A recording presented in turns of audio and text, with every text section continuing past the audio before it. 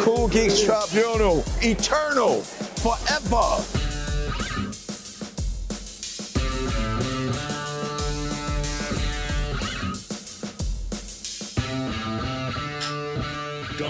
Full effect.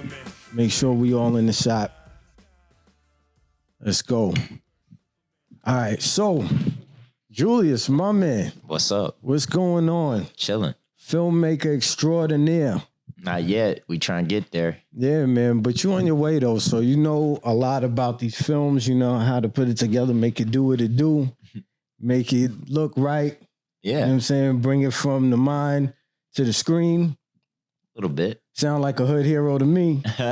You're doing something extraordinary that many people wish they could do. Many people want to do. They want to participate in. Most people are just fans. Most people are just spectators. Most of us just sit in the theater. We watch it and we try to critique it, but we don't really fully understand everything that is involved with the filmmaking process.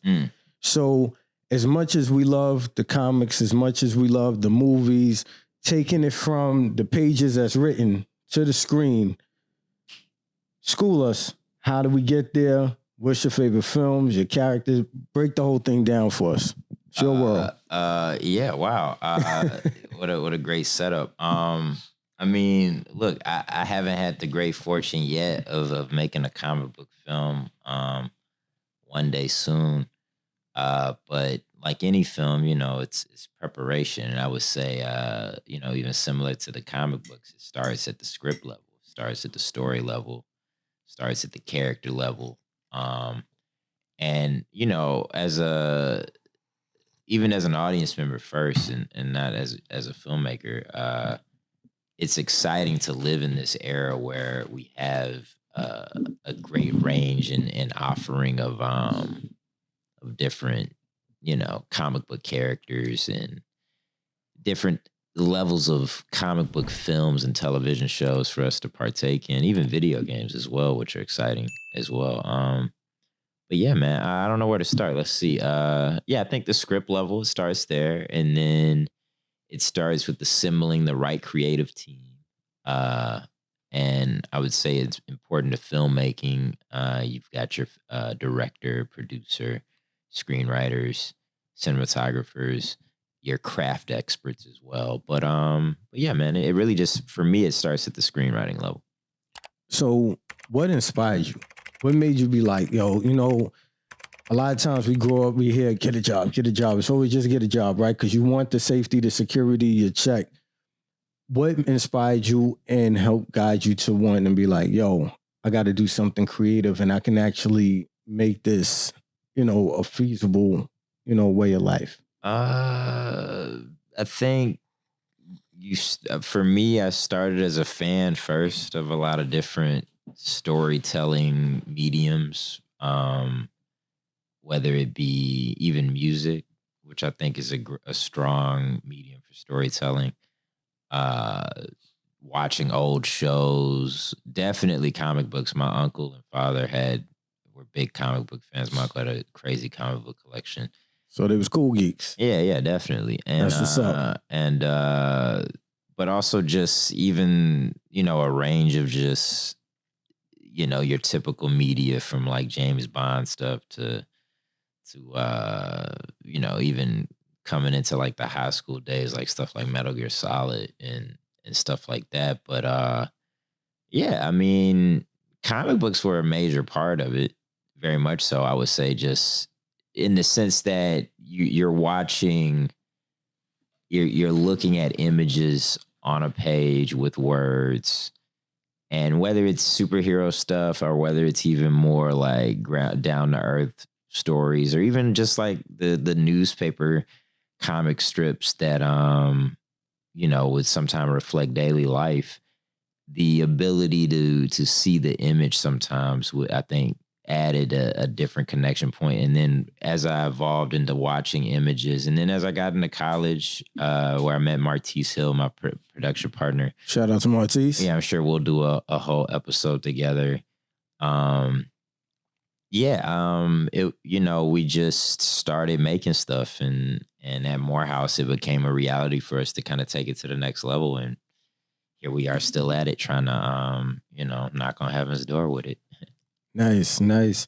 So you got started in just from formal education in filmmaking at Morehouse. Well, we were both English literature majors at Morehouse, so like it started from definitely a deep affinity for storytelling and wanting to study literature across different mediums, and also just refining communication and writing skills. So big shout out to the Morehouse College Department of English, and the institution in general, for sure. Much love to Morehouse College. So what kind of stories would you say inspired you initially, right? Like any specific stories, any specific events in life that were going on? I mean, truly, I would say maybe the first film I would say I connected to. And I mean, in school, I remember the Beowulf story being told, and that just being something that connected for some reason. I don't know why. I think maybe because I could relate it to like other comic book stuff I read, or the mythology, the different myths and stuff. Like especially like there's a great book Edith Hamilton has on the great myths of Greek and Norse backgrounds and stuff like that. So that was all stuff. But definitely the 1979 Muppet movie was a strong influence on me. The plot of the film was about the Muppets essentially going west to become filmmakers. There's a bunch of like crazy filmmaker cameos in it. It was a VHS at my grandmother's. Yo, that's house. My movie too, by the way. Shout out to 1979. That's my year. That's a great film. That's a great film. That's just like a great film in general. Right. But two, I think it was a film that had deep impact on me at a specific age, where also, if you remember from that time, and not 79, obviously. I was born in 87, so like everybody relax. But yeah, you're the elder statesman. I'm the elder. You're the how do we put it? You're Johnny Blaze. I'm Danny Ketch. All right, I could dig anyway, that's a deep cut. Anyway, he liked that. Cameraman liked that. There we go. But no, you remember the Muppet Babies, that animated show, or it was around that time that I discovered the movie as well. But key to those stories was imagination, and using your imagination either to escape, to create, to connect with others. Especially in the 1979 Muppet film, where you have Kermit kind of like linking up with all of these different characters. The key being Fozzie the Bear that he hooks up first, and then they get to Studebaker, and then they get out. We don't got to deep dive into the whole movie. People should check it out. Spoiler alert if you ain't seen Muppet movie that's been out since 79. Been living under a rock, right? First of all, we'll do a whole nother episode on spoiler culture, because I'm sorry, we live in a world where it's just out there. Spoiler alert. Like, I'm sorry. Right. Like, anyway. But yeah, it was a film that kind of laid out, whether I realized it or not, a blueprint for where I'm at currently, because key to where I've been, it has been collaboration, has been even like finding different collaborations through fate, through other connections. And also like, there's a lot of strong messages in the film that I really love. So that was a film that influenced me deeply. And then I would say through life, there was just like a progression of like, hey, and I would say Spike Lee, who I eventually got to do some work with and learn under at NYU, he was a huge influence. I remember seeing a Jet magazine with him on the cover, right? And it's like, as a black man, you don't grow up with or I was of a generation where it was just Spike, and it's right. like Spike, basically, let me get some water. If you wanted to be a basketball player, you looked up to Michael Jordan. Right. If you wanted to be in music, there were a lot of different examples depending. And if you wanted to be a filmmaker, you looked up to Spike Lee. Right. And I'm of that generation. I still am, and I always will be. And I think he is the single most, like, influence in terms of like a a inspirational figure, as it were. He's the single most, but definitely a range of I would say funky influences that led me down the storytelling path. Nah, that's great. Spike Lee is an American treasure. He's an American treasure. Yeah, absolutely. Yeah, I mean, quick shout out to Spike, big shout out to Spike. But I mean, one thing to me, I always take the time to like shout out about him. The documentary he did, Four Little Girls, like that's the power of cinema, or the power of the power of where somebody can reach heights in cinema, because that's a documentary film that covers the Selma bombings, and specifically the four little girls that died at the Birmingham church, and the church of Selma or whatever. But it's like, he brought justice with that film being brought out. You know what I mean? So it's like that's just a different level of things. But it gives me chills even thinking about it. But yeah, man, shout out to Spike. Yeah, absolutely. My favorite movie that Spike ever did was Malcolm X. Oh yeah, X. Like, man, I remember November 18th. Yeah, I remember going to the theater as a little kid and seeing that. At first, I didn't really want to, because I must have been about 11, 12 years old. Because it wasn't no superheroes? Right, I didn't know. But then that was my first time realizing, like, oh, snap. The heroes is in the hood. And you remember the hat? Static X has in the comics came out after the movie, right? So like, absolutely. I mean, look, that's a heavy film. That's one of my favorite films of all time for sure. Yeah. Yeah, so did his thing in that movie. Everybody did their thing in that movie. Oh man, 100%. So, watching that and not being afraid to tackle. Some good tea, man. Oh, thank you. Moringa power. Hey. Make sure y'all get that in your system, especially these days with all the craziness going on. Big time. Stay healthy, get ahead of it. Big time. Absolutely. So, Spike, touching on topics and things that, sometimes can be considered taboo, right? Comedians, movies, these are ways of being able to tackle issues and things that a lot of people sometimes feel like maybe they can't say or get across. So these are like mediums that make it easier to get out there, whatever. Connect, yeah. Yeah, absolutely. So just like you mentioned, the power of cinema, right? Are there any stories that you see now, like in the Marvel Cinematic Universe, in the DC universe, that are being told that you feel like, man, I'm glad they said that, I'm glad that they touched on that? Or are there any stories that haven't been touched yet that you wish that, that you hope that they get to? I think I love what Marvel's doing in the sense of diversity, in the sense of bringing a range of stories in. Because here's the thing, regardless of how you feel about certain characters or certain portrayals in the Marvel universe, I think it's important to have a range, because you do have kids watching, and there's a kid of every range of thing, right? And it's like, there's a great, like for me as a kid, just seeing even like other characters or other portrayals of certain characters on screen helped me build a confidence about something, whether I was consciously aware of it or not, right? So I love what the Marvel Universe is doing with that. And I love, I still think we should always celebrate the power of what Chadwick Boseman did with the Black Panther character.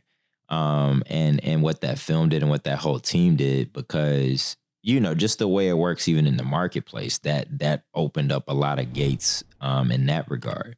But a show I gotta shout out, in the DC universe is definitely Peacemaker. I think James Gunn is tackling, he's not in this, because you brought it up earlier, you said tackling issues. And I think what he's doing in an interesting way is kind of, he's having a conversation that many Americans are having, especially stemming from where the world is in a post-Trump presidency, where you have a lot of, racism out in the world, and also a lot of, what I'll call misguided patriotism, right? And I think Peacemaker kind of continues the conversation that started in Suicide Squad 2 with the character, and James Gunn's portrayal of the character that John Cena is perfectly portraying. And I think the studio should take note of going after more wrestlers, because we could do a whole deep dive about wrestling, because I'm a big wrestling fan, but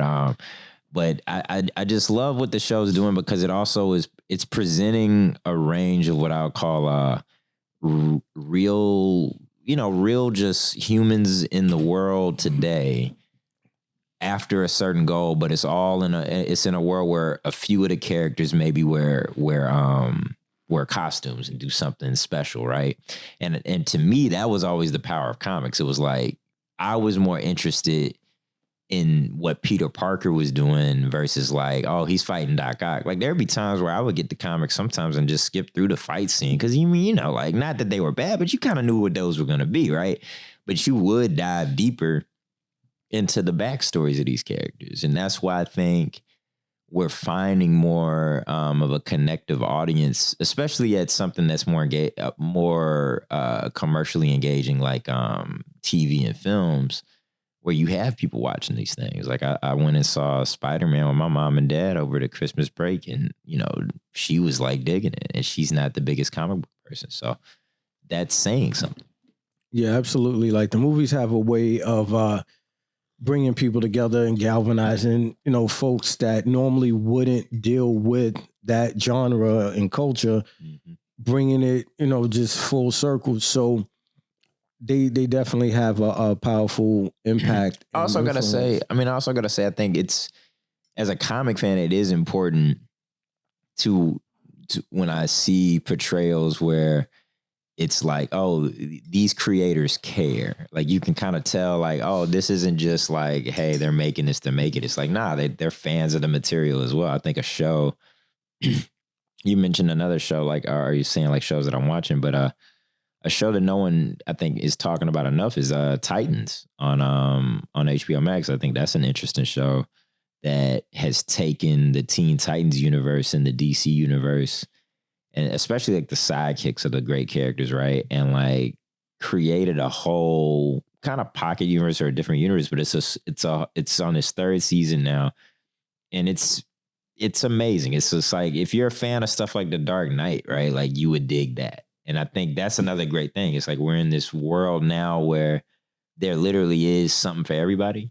So like, absolutely. Didn't they announce they're bringing back the X-Men animated series, right? From 97. Oh yeah. Right? Yeah. So So you already know how I'm excited for that, but it's like, it's people who aren't necessarily, but they're going to be able to go back and discover the older episodes. Cause to me, the animated X-Men series and Batman, the animated series, those were, I put that up there with just like the Muppet movie in terms of influences to me of like, yo, I want to work in this world. So yeah.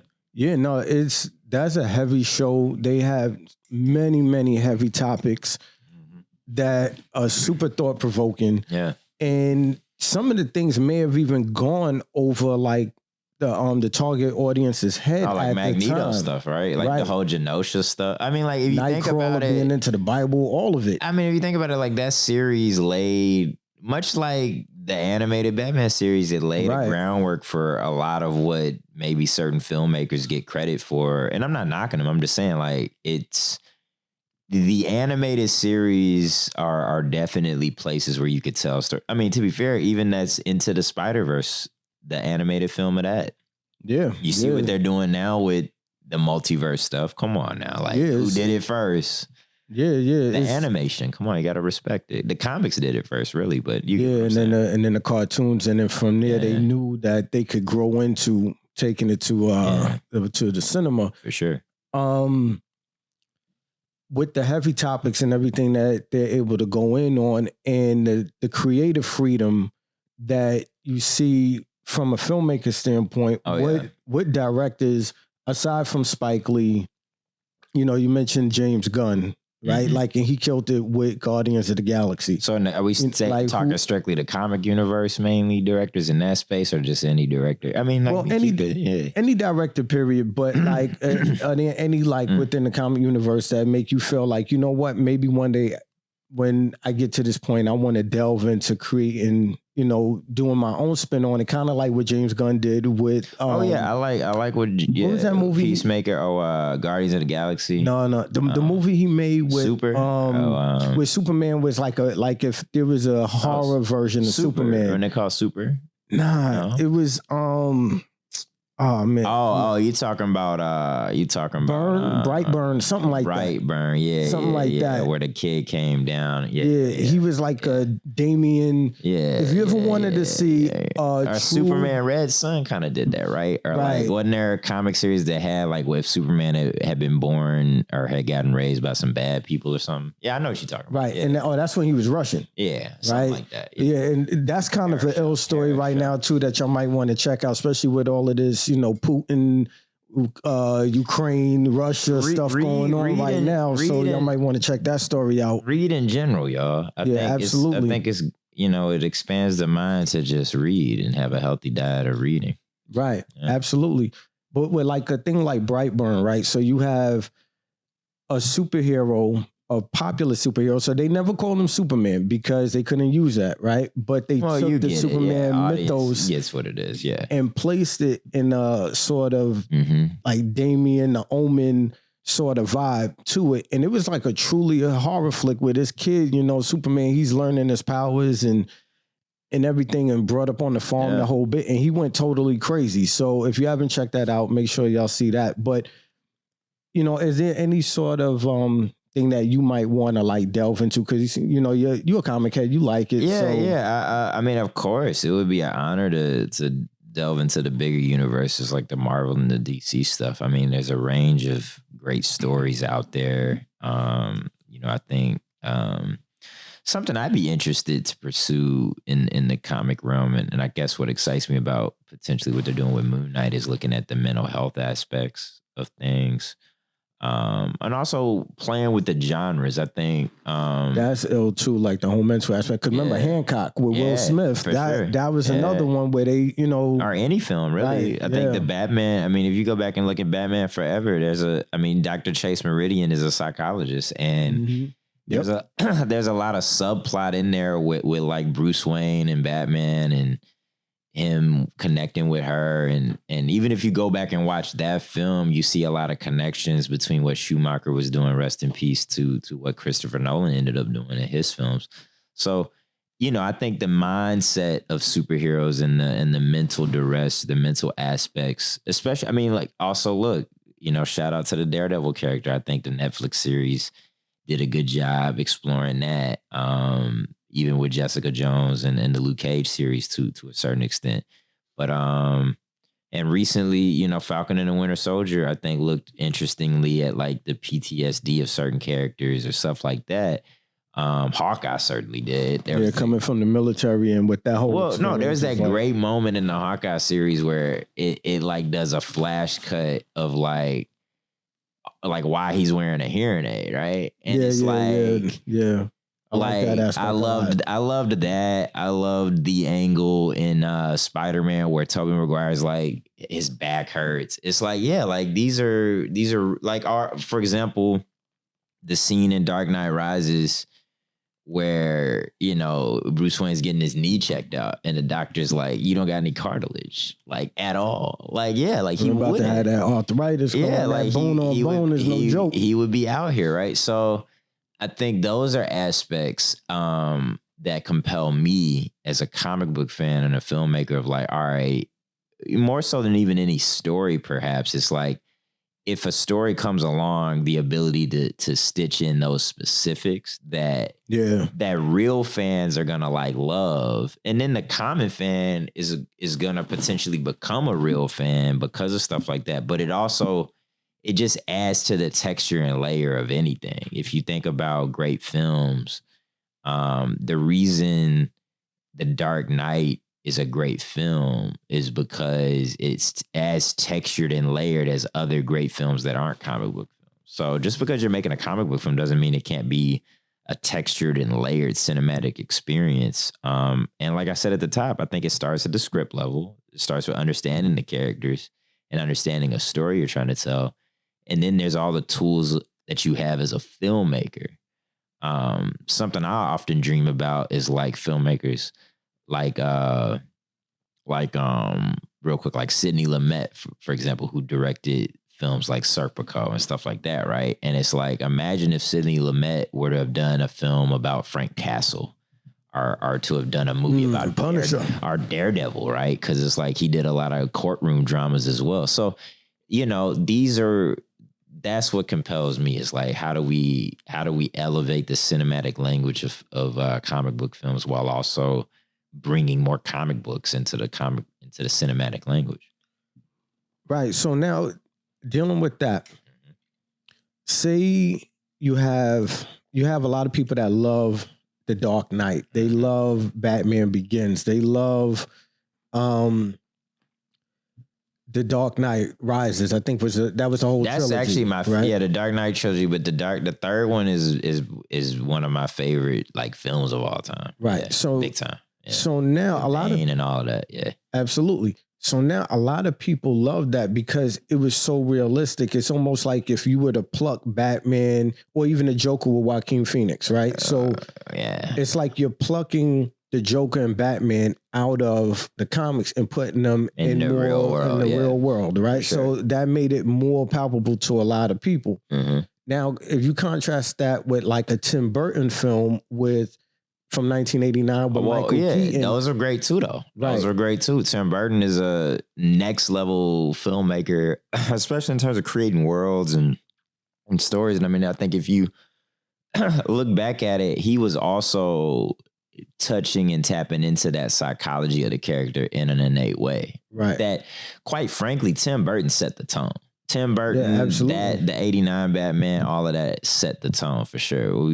You saying, looking at that? Right. So now you take that and then you look at both of them have a dark element to it. Yeah, for sure. But the Tim Burton version feels like they kept it within the Dark Knight, within the comic books, where it actually felt like Dark Knight, right? Yeah. So what would you say is probably the best approach to it, staying true, being able to go dark, but still staying true to the source material, or taking it where you just go like, look, you know what, we're going to just bring them into the real world as real as it can get? It depends on the character and depends. It's two ways. It depends on the character and depends on the filmmaker. Because, 89 Batman was dark, definitely, but it also was still a comic book for sure. And it had a nice balance of comedy and all this other stuff. Now, Batman Returns, which is my favorite of the Burton films, was darker. But Batman is a character that allows this type of spectrum and range, right? You can do that. You can't necessarily go super, super dark with Superman, right? You can, but we saw the limits of that maybe with certain things in Man of Steel or certain other portrayals. But you also, while you can maybe go a little bit more lighter with Superman, giving him a kid, does that always work? Yeah, we'll see. There's a series out now that's kind of doing it. They're bringing Lois and Clark back maybe. Right. It didn't really work for me in Superman Returns, but there's a range. So to answer the question, I think you have to have an understanding, one, of yourself as a filmmaker and what your abilities are and what your innate kind of skills are, what your interests are. And two, there needs to be an understanding of the characters and what that spectrum and range, and also what works and what universe you're working in. So, for example, as to do a little speculation, right? Like, they're about to bring Deadpool into the MCU. They're going to be able to bring Deadpool into the MCU more or less the way he's been, because that's a character that can break the fourth wall, right? But they're not going to be able to bring Deadpool in necessarily and it's not a bad thing, but it's like they're not going to be able to bring him in strictly as like, all right, this is going to be R-rated, super R-rated Deadpool, and he can just do whatever. No, there's going to be limits. Same thing with the Punisher character, right? And you're already seeing that in the comic books. There's some adjustments being made. So you have to have an understanding of like how the wheel fits in the overall automobile, and not just try to take the wheel and be like, all right, I'm going to make a motorcycle. Now, if you want to make a motorcycle, you've got to you either got to find characters that don't have such a strong stranglehold on the popular mindset. For example, I think James Gunn is great at that, right? He's picked a lot. He minds in a lot of characters in worlds where, yeah, like who's gonna come and say, hey, this is not the definitive way to do the Guardians of the Galaxy? Like who, like, be honest, even as geeky as anybody is, you were not the biggest Guardians of the Galaxy fan until that movie came out. And that's not to say that those characters were bad. There's a deep, rich history there. I'm a big fan of that stuff. Peacemaker, for example, not to spoil it. That's another dope show too. I meant to say that earlier. That's a dope show. Not to anybody that hasn't fully watched it, but there's a great joke in there that references Matter Eater Lad, who's a Legion of Superheroes character.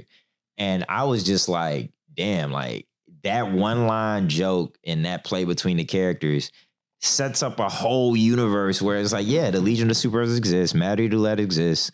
And James Gunn maybe potentially is going to work in that world. And it's like, damn, yeah, Legion of Superheroes is so like esoteric. Nobody really talks about them. There's all these great heroes in that universe that you could do amazing things with. And that excites me as a fan because I'm like, yeah, like if a more traditional approach to Legion of Superheroes is boring. We've seen that. Something that's fresher, something that takes the characters and approaches them like real people with real problems. Because the joke in there is like Matter Eater Lad has an attitude problem and eats a whole Wendy's or something. I'll watch that. That seems interesting. Right. Yeah, so I think that's another added point. It's like if you want more creative freedom with a comic book character, pick a character that's not super popular. You know what I'm saying? And make that character popular versus like, no, I'm going to make a Batman film about making Batman impoverished. It's like, no, like we want to see Bruce Wayne rich. Like that's the whole point. So when you're casting for a flick, right? So especially something that's a character's already established. Okay, yeah.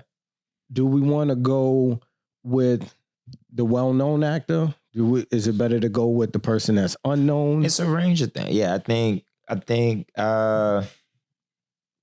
you cast always, I think, what's best for the character. And that sounds maybe like a joke, but it's true. Because you look at Iron Man, right?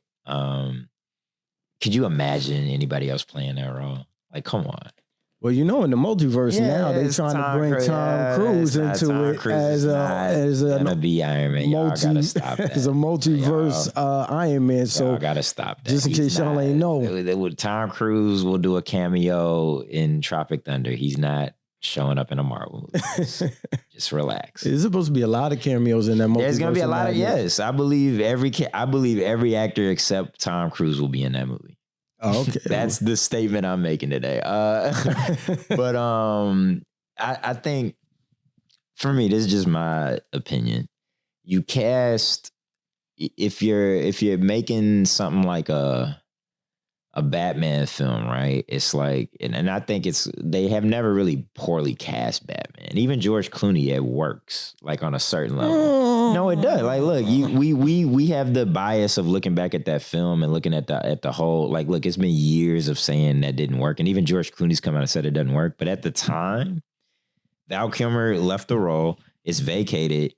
George Clooney's a big actor. He's somebody that can kind of play the billionaire playboy thing. And quite frankly, in Batman and Robin, I don't think Clooney did a bad job. He's just in a film that kind of, doesn't really work, right?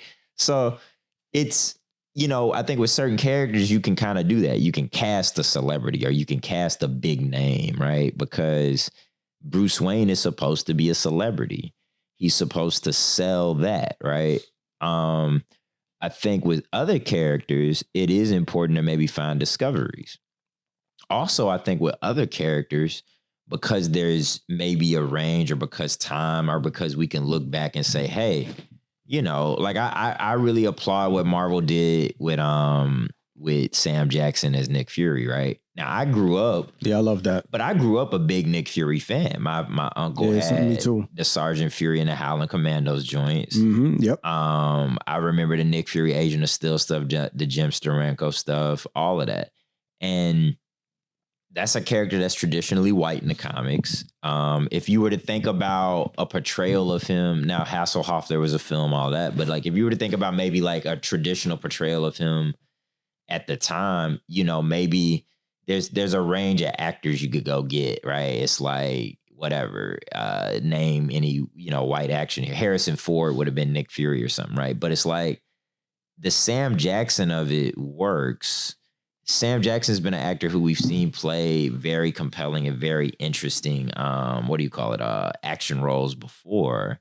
And they still haven't quite done an action, like a straight up Nick Fury action movie or something, right? And that's going to come. We'll probably get that in other pockets or whatever. But I thought that was dope. So I do think you can kind of play with that, or you can even play with gender swapping and different things like that with certain characters. It's because certain characters are more so, it's not like this is Peter Parker. This is also Spider-Man. That's what's beautiful about Miles Morales, right? Right. And also like even the range of stuff, different things like Kathy Kane, Batwoman, stuff like that. I'm a fan of that stuff. I'm not the, I know there are people who are like, oh, well, keep it this way and it has to be that way. No, you can do a range of things there. So it's the same thing with casting. And also I think it's important to cast actors who are going to be respectful to the fans too. Cause it's like, many of these characters are institutions, and it's like you're taking on these roles that fans care deeply about. So, and it's not to say like you got to become beholden to fans, because we know about toxic fanhood and all that stuff. But you should be respectful, like not, don't belittle it like, oh, this is just, I'm putting on this costume and it's whatever. It's like, nah, like that costume means something to somebody. Yeah, absolutely. Because there's a lot of talk now, a lot of people about Michael B. Jordan playing Superman. Oh, yeah, right? yeah. So do you see it as any degree of tokenism, or is it just like say, there has to be other characters that, DC could elevate the way Marvel makes a concerted effort to elevate. I think elevate milestone, elevate those milestone characters, elevate other characters. Also like, look, if the script is right and the film kind of works, let's go, let's see it. I think, why not? But no, I think it's important to elevate the full range and gamut, right? Versus just like, let's just keep trotting out Superman, Right. Superman gets kind of boring after a while. Yeah, because like and this is why Marvel is hitting in a way I think DC isn't. When you can make Marvel's hitting because of consistency. Right. That's all it is. Like when you can make an Ant-Man movie more just better and more financially successful than a Batman v Superman movie. Yo, I mean, whoa. What we doing here? Yeah, it sounds what I'm saying? Sounds like is Marvel like this or is DC like that? Doing, like, right? Yeah, it's kind of crazy. Oh, we talking about the Lakers now? Oh man, I see you got your purple and gold on. It is what it is. Shout out to the Brooklyn Nets. Nets Nation right here. Yikes. Wearing Celtic green look like, but oh man, these are alternate jerseys today. City jerseys. I think that's the thing. The comic books have laid out a range of the way it can work, and even other films and other kind of like franchises have laid out ways it can work. So there's no excuse for like bad films. And there haven't been any egregiously bad films. Like, I think. Let me ask you this. Oh yeah, go ahead. Yeah. Right? Because we winding down, so I want to ask you this. For sure. Yeah, I know I gotta jump soon. Real quick. How could you save the DCEU? Wow. That's heavy. Had to put you on the spot. Hot seat. I think shout out to everybody over there because they're doing the best they can. I would love to jump in and assist. I think one, you got to start with identifying like, all right, what is our directive here? And that doesn't have to be a singular thing. What I kind of like about what the DC, and you said the DCU, which is specifically what got set up with Man of Steel, but like if we just look at the range of DC projects, right? I'm excited about all of them in different ways because I'm a big comic book fan. But I think a more concerted effort by them to maybe break down like, hey, this is going to be for these fans. This is going to be for these fans. And not to say that the fans can't mix and mingle with it, but it's just like really market it to us. Really, like I had to go find Titans. You know what I'm saying? Like that's a great show. It is a good show. But I had to go find it. And I'm like, this should be talked about more, right? And I remember back when I was really like collecting comic books or like reading them weekly, monthly and stuff like that, or weekly really. I was at an age where I was like, all right, I'm reading Spider-Man, but I'm also reading certain Vertigo comics. I'm reading certain independent publisher stuff like Gerana Cordelli, Dark Horse, stuff like that. And I just had a full range of things, but I was also like, I was understanding how these things all kind of fit from a directive standpoint. It was like, yeah, with some of the Dark Horse or Vertigo stuff, I could read that as more like, hey, I can pick this up at any time. I need to stay on track with like the monthly titles and stuff like that, right? So, yeah, I mean, to save the DC universe, I think you got to start over. You do. I think you got to recast some people. You do. And I think you got to follow the mode of what James Gunn is doing, and not from a tonal point of view, but from a consistency point of view, from a point of view of like, if we're going to make a Suicide Squad movie and we have a Peacemaker character, there's got to be a certain range and progression of what that is. So if they made a Justice League show, for example, and then there's a Justice League movie and a Green Lantern character comes out of that as a show, we want that consistent, and I want to be able to watch that and be like, all right, I'm going to the theater and I'm feeling a part of a shared universe, same way as the MCU you have, right? So yeah, I would connect some things and then keep some things a little separate of like, hey, you fans can have this and you fans can have that. You know, and it's crazy because... And bring in more characters. Because there's so many great characters the DC Universe has that just aren't being used. Absolutely. Yeah. Like Static Shock, right? Bro, like, yeah. I mean, they're doing a Static Shock series, obviously, but yeah, like there's put him in them theater. Still, put him in the theater. What's up with, Steel, bro? But bring Shaq back. There you go. So now... When he could be the elder statesman though. They could get a new Steel and Shaq could be the old Steel. There you go. I might pitch that to Shaq. I might holler at Shaq. Yo, holler at him. Yeah. You know, and what's ill about it is like early, like in the late 70s when you had Christopher Reeve as Superman. Oh yeah, for sure. And you had, rest in peace. you know, Michael Keaton, you know, as Batman, and, you know, Batman and Batman Returns. I know we bringing them, you know, they bringing them back through Flashpoint and everything right now. That's being filmed. Yeah. But the DC comics, like they were hitting, they had, they got classics, but it's been so many years now. We still haven't gotten a proper Green Lantern. Yo, for real, you know, so at all, like Marvel snatched the Ryan Reynolds and they did the right thing with him with Deadpool, and then Deadpool's great. That's a crazy way for them to, you know, front on DC. Well, remember he did that in Deadpool too, right? Yeah. Or even like Marvel being able to take Captain Marvel at the same time, put out a Captain Marvel movie the same year that you have a Shazam movie. Because remember, Shazam was originally Captain Marvel. He was actually Captain Marvel before. Yeah. You know, you had Marvel took it. Yeah. Right. Yeah. So it's just that Marvel, MCU are fronting on DC like crazy all over the place. And it's just, I am a Marvel guy, but I would like to see DC still do well. Bringing it back to wrestling. I'm a big wrestling guy, right? And Shazam? The height of wrestling to me, Black Adam, was the Monday Night Wars. Right. When you had Raw and Nitro going head to head. And it was great. Like I'm just, man. Like, I thought you was gonna go with The Rock being Black Adam. Well, no, but I get what you're saying. No, I get, exactly that. But I'm just saying, like, that's what would be amazing as a fan, right?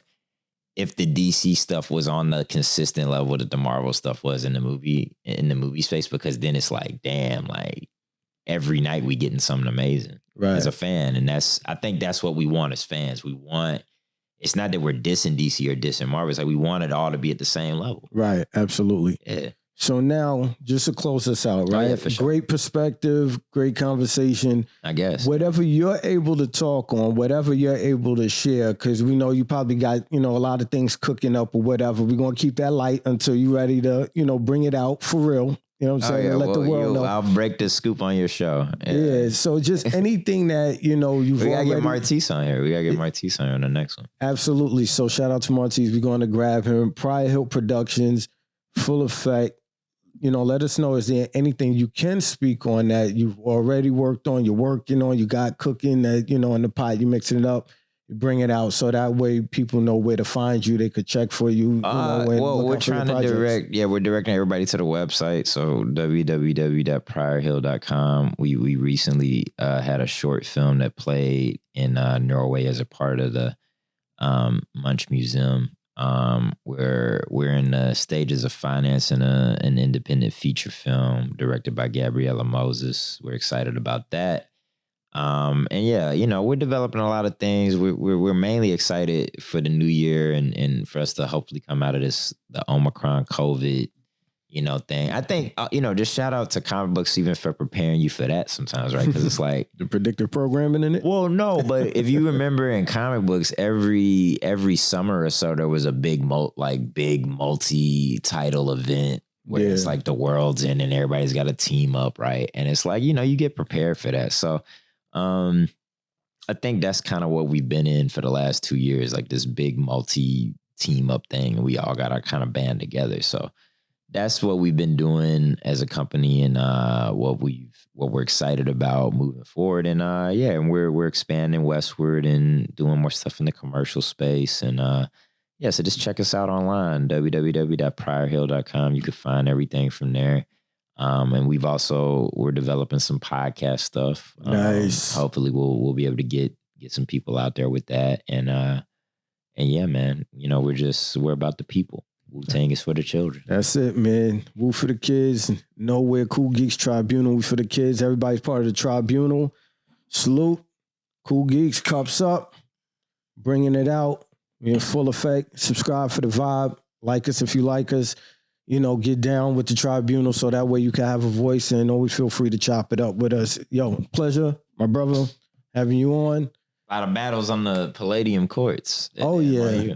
Yeah, listen, man, we battle comics. We battling on the court. It's my point guard right here. Oh, yeah. We win a lot. We do win a lot when we play together. Absolutely. Absolutely. So shout out to the whole basketball crew, our Saturday morning crew, you know what I'm saying? Palladium crew, everybody, you know what I'm saying? So definitely check us out. We're making it happen. Yeah, big time. Absolutely. So listen, salute. Cool Geeks Tribunal. We out. Cool. Peace. That was fun. Within us all live a Superman. Within our souls to survive. Don't you wish you were Superman? Or don't you wish you were Superman?